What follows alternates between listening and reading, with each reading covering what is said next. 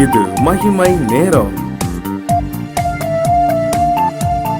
இயேசு கிறிஸ்துவின் இனிய நாமத்தில் மகிமை தொலைக்காட்சியின் தியான பகுதி வழியாக உங்களை சந்திப்பதில் பெருமகிழ்ச்சி அடைகிறேன்.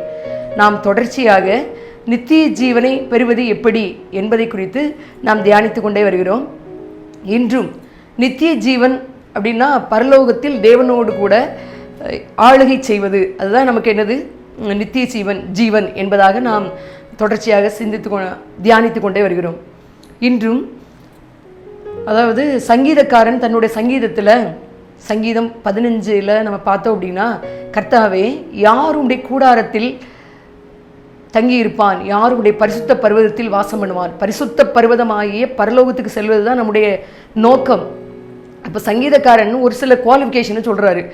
பரலோகத்துக்கு போனோம் அப்படின்னா, பரலோகத்தில் தங்கி தாபரிக்க வேண்டும் என்றால், அங்கே வாசம் பண்ண வேண்டும் என்றால் நமக்கு ஒரு சில குணாதிசயங்கள் இருக்க வேண்டும் என்பதாக தாவீது தன்னுடைய சங்கீதத்திலே சொல்லுகிறார்.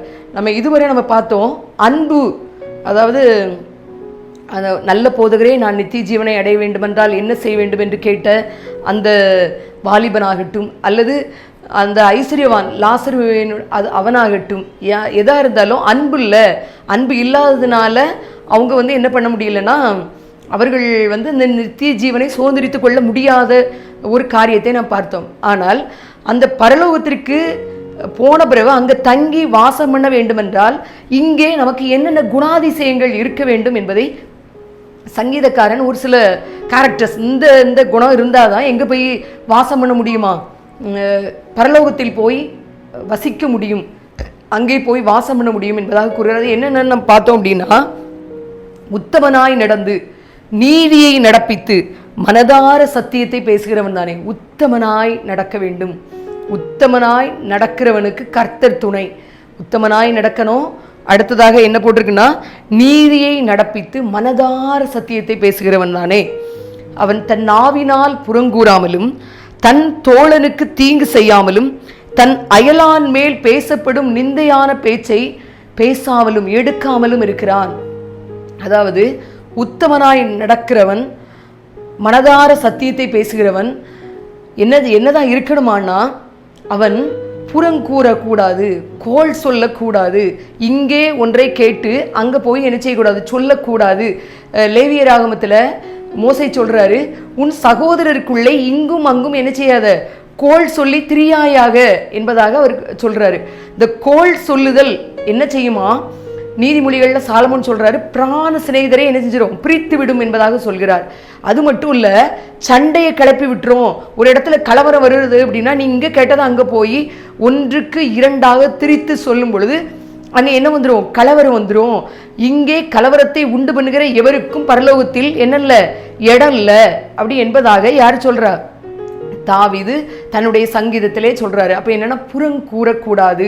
புறங்கூறுதல் என்பது கோள் சொல்லுதல். கோள் சொல்ல என்ன செய்ய கூடாது. அயலான் பேரில் சொல்லப்படும் நிந்தையான பேச்சை எடுக்காமலும் இருக்கிறான். யாரோ ஒருத்தர் மேல, என்னுடைய பக்கத்துல உள்ள யாரோ ஒருவரை பற்றி நிந்தையான ஏதோ ஒரு தவறான அவர்களை பற்றி தவறான ஒரு காரியம் உங்களுக்கு தெரியுது அப்படின்னா, அந்த காரியத்தை விளம்பரப்படுத்த கூடாது. அல்லது அந்த காரியத்தை இன்னொருத்தட்ட போய் அந்த தெரியுமா அங்க ஒரு கதை அப்படின்னு என்ன செய்யக்கூடாது. அயலான் பேரில் சொல்லப்படும் நிந்தையான பேச்சை எடுக்காமலும் இருக்கிறான்.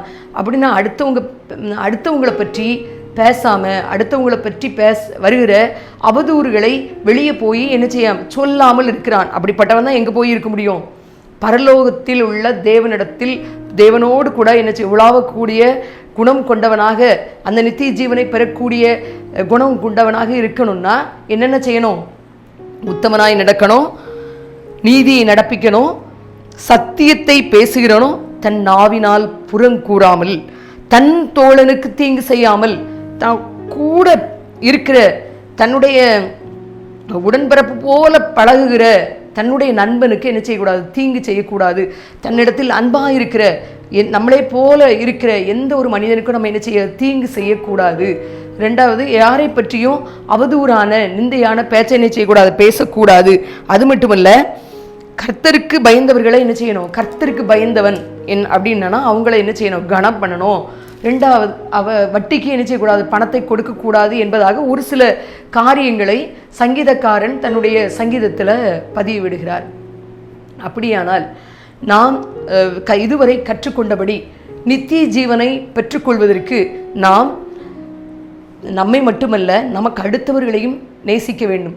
கிறிஸ்து இயேசுவில் இருந்த சிந்தையே நம்மிலும் இருக்க வேண்டும்.